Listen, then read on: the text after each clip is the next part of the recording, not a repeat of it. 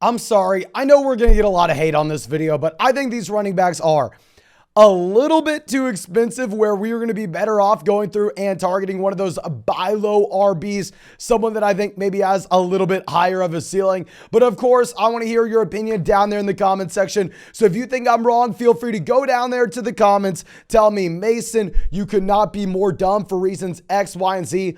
I want to hear it. And also, if you have any questions, feel free to leave them in the comment section. I'll try to reply to as many of those as possible. Drop a like on the video, subscribe to the channel if you play fantasy football. And if you want to have access to this Leonard Fournette lower than 86.5 total yards player prop, you can find the link to Underdog Fantasy down there in the comment section. Find the link in the description of the video. And when you go and sign up for Underdog Fantasy with promo code FLOCK, they will match your first deposit dollar for dollar up to 100. And you can check out all these cool player props. My favorite at the moment is going to be the Leonard Fournette less than 86.5 total yards. But I think that should be it. Let's go through. Let's dive into these players. Starting off with Devin Singletary. Now, of course, Devin Singletary coming off the bye week is a running back that honestly you probably should have sold last week. It has been phenomenal, the role that he has had in Buffalo. Devin Singletary has been utilized as a bell cow running back for the Buffalo Bills, where before the bye week, Devin Singletary was a top 5 running back in the NFL in snaps. He had more snaps than Christian McCaffrey. Crazy to think about, crazy to see. And at the same time, the Buffalo Bills have been the best offense in the NFL. So if we combine these two things where you have Devin Singletary as a bell cow running back, seeing more snaps than anybody else, and he's also in the best offense in the NFL. What? He's the top 5 running back? He's a top 10 running back? I mean, you would have assumed so. But with Devin Singletary, that's not the case. And it's just how he is used in this offense, where he has had 2 games this entire season, despite being a top 5 running back in snaps played, with seeing 10 or more carries. He has had one touchdown total through this entire time with the Buffalo Bills, consistently dropping 40 points. And if we just look into the usage in Buffalo, the issue is with Singletary himself, he's not a hyper athletic running back, so he's not able to take advantage of the beautiful offensive environment that he's playing in. I mean, 4.5 yards per carry, 7.6 yards per reception. I mean, he's got 22 of his 28 targets. And with Singletary, what's most important is it does not matter if this is a team that's going to score 1 million points this year. Because when they get in the red zone, when they get inside the 5, inside the 10-yard line, do they ever call a running play? I don't remember ever seeing one. Trust me, I watch the Buffalo Bills very often because it's about the best football you can find on television. And when they get inside the 10, when they get inside the 5, they have a couple different options. You can either have a design run with Josh Allen, who is bigger and probably a better rushing option than Devin Singletary himself, or you can have Josh Allen drop back to pass, see if he can find Stephon Diggs, Isaiah McKenzie, Gabriel Davis, Dawson Knox, find one of those players in the end zone. If not, he can still go through and run it himself. So the coaching staff has no intentions whatsoever to give Devin Singletary red zone opportunities. You see this by the 1 touchdown he scored so far this season being a receiving touchdown. So I think that coming out of the bye with Singletary, he's already been in the best situation imaginable, and he's only been a low-end running back too, and the situation can only get worse. I wouldn't be surprised if James Cook, who they spent a 2nd-round pick on this offseason, starts getting more and more involved coming out of the bye week. So I'm personally going to be looking to get off Singletary. And now our next guy, this is where people are really going to hate us. Madre Stevenson.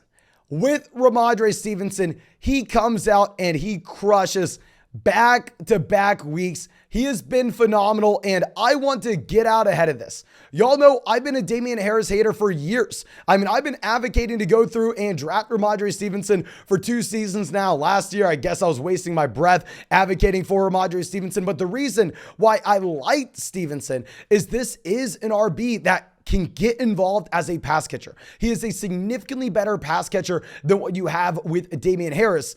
And if we're looking over the past 3 weeks, 25, 19, 11 carries. The man's out there averaging about 15, 16 carries a game. If you're looking at the targets, 8, 5, and 2. He's averaging 5 targets a game. He has prototypical bell cow usage, playing behind a great offensive line. And if we go and look at this past week with Damien Harris coming back, Damien Harris played 9 snaps. He had 9 snaps compared to Madre Stevenson at 40. So this is making everybody look at Madre Stevenson as the new league-winning breakout running back, as if he's Travis Etienne. And while 100% I have to give Madre Stevenson props, I'm happy with how many leagues we have him in, I will be looking to go through and sell him in a few, because if we are fair with ourselves, this was Damien Harris's first week back from this injury. But more importantly, what was the final score here? 33-14. This was not a game. The Chicago Bears boat raced the New England Patriots. And if you are looking at Rhamondre versus Damien Harris, as I've said for years, Rhamondre is a significantly better pass catcher. So you are going to get Rhamondre Stevenson playing pretty much every single snap in a game where the Patriots are down the entire time. I mean, if we're looking at this, Rhamondre had 8 receptions out of the 17 total completions you had in New England. He looks great, but if you could go sell Rhamondre Stevenson and get DeAndre Swift, sell Rhamondre Stevenson, get Travis Etienne, I personally would love that. Now going over to our next guy, Gus Edwards. Gus Edwards, also great week this past week, 16 carries, 66 rushing yards, multiple rushing touchdowns. I'm going to be very brief with this because we already talked about Edwards in our waiver wire video. 100% someone you should pick up off the waiver wire, but then you should immediately look to flip him and see what we could be getting. What I'm concerned with is the usage. 23 snaps compared to Justice Hill at 20, compared to Kenyon Drake at 17. He had about 33% of the snaps in Baltimore, and 100% this number's going up. With Gus Edwards looking this good, with Gus Edwards his first week back from this injury, not going to be surprised at all whenever they decide, oh, okay, well, Gus Edwards looks like the best running back in our backfield. So instead of giving him 33% of the snaps, let's give him 40%. Let's give him 50%. Let's bump him up. Let's get him more involved. However, the issue with this is you have never, and I repeat, ever seen Gus Edwards as a viable passing down running back. We saw this past week, the man had a total of 0 receptions. He got there because of the rushing touchdowns, but at the same time, we need to ask ourselves, are these rushing touchdowns stable going forward? Because I'm looking at Lamar Jackson as a quarterback that through the first 3 weeks averaged 4 touchdowns a game. And over the past 4 weeks, Lamar Jackson has had fewer than 1 touchdown per game. I think Lamar starts scoring again. I think they start scoring their points through the air again. I think that Lamar's going to run in a few himself. So Gus Edwards is a touchdown-dependent player that does not catch passes in a backfield that's split 3 ways. In a non-PPR format, hell, keep Gus Edwards. But in a full PPR league, I would love to package him with a wide receiver like Terry McLaurin and go get a running back that you're more excited about. I don't think you can get Travis Etienne anymore, but maybe you can go and get someone just like Miles Sanders. But now going over to our next guy, I am very surprised that we can even include him on this list.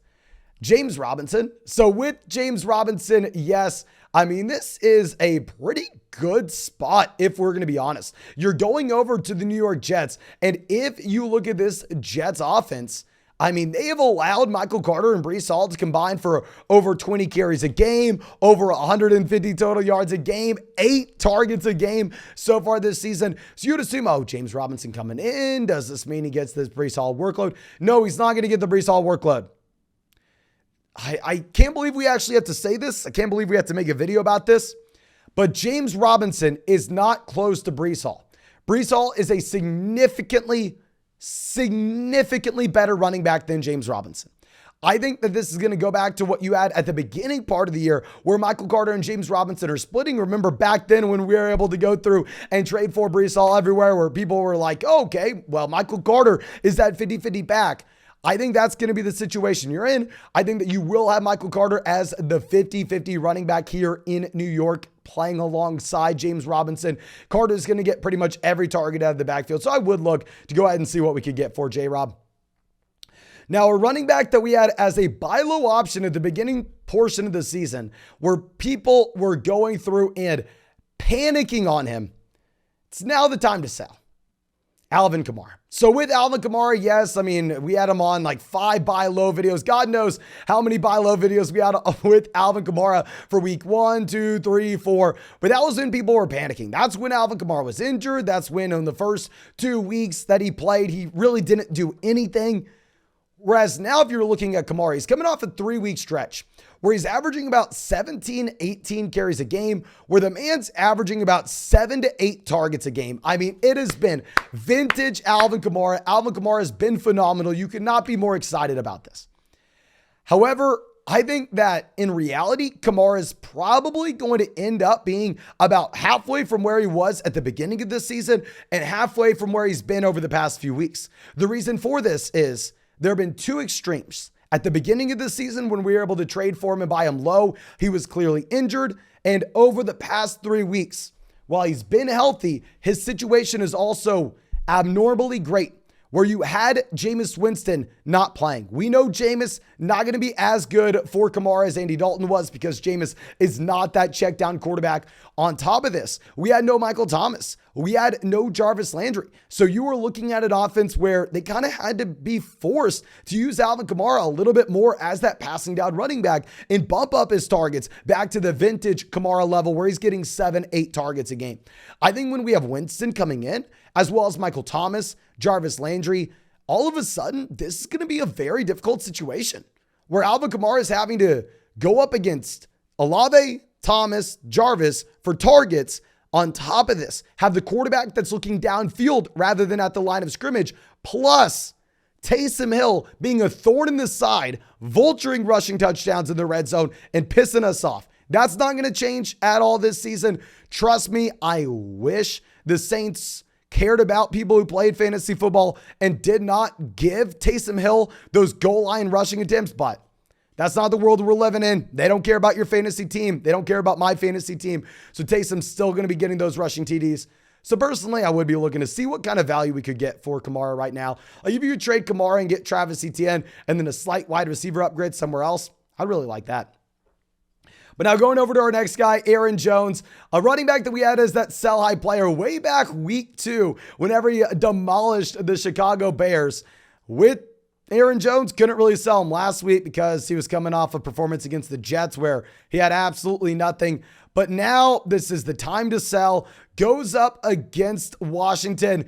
10 targets, 9 receptions, multiple receiving touchdowns as well. Completely dominates. I mean, you're getting almost a 30-point vintage Aaron Jones performance. But, well, I want to believe this is a good Green Bay Packers team. Well, I want to believe that Aaron Rodgers is going to turn this ship around. I don't know if we should.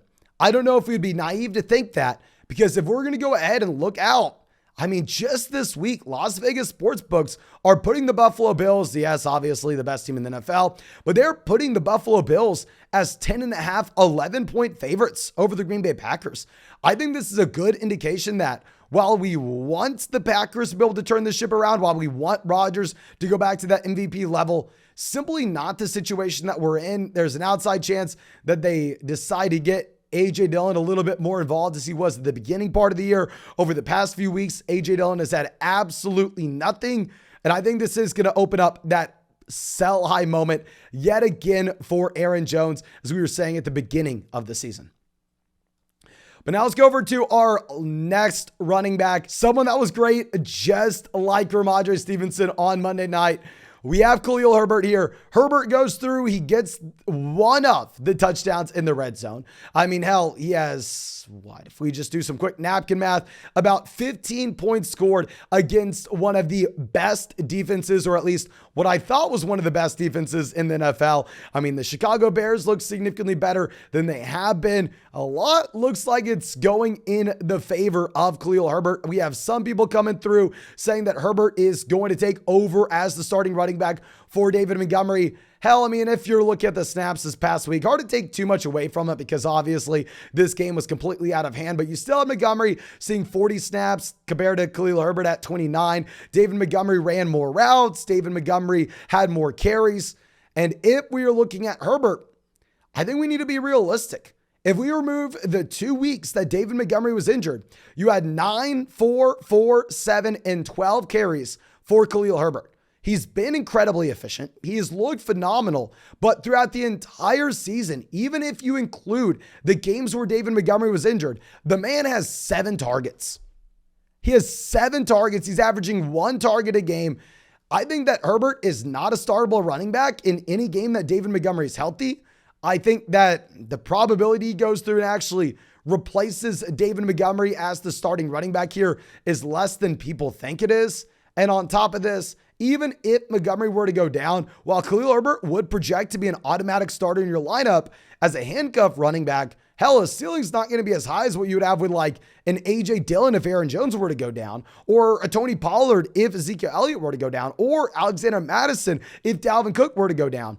So I think that while Khalil Herbert's looked phenomenal, 100%, at the end of the day, he's still a handcuff running back in a bad offense. While he is getting, about 7 carries a game, 8 touches a game, more or less, when David Montgomery is healthy, it's not enough to put him in your starting lineup because, newsflash, the Chicago Bears are not going to be scoring 34 points very often. If we look so far this season, they've scored 19, 10, 23, 12, 22, 7, and now 33. One of those is an outlier.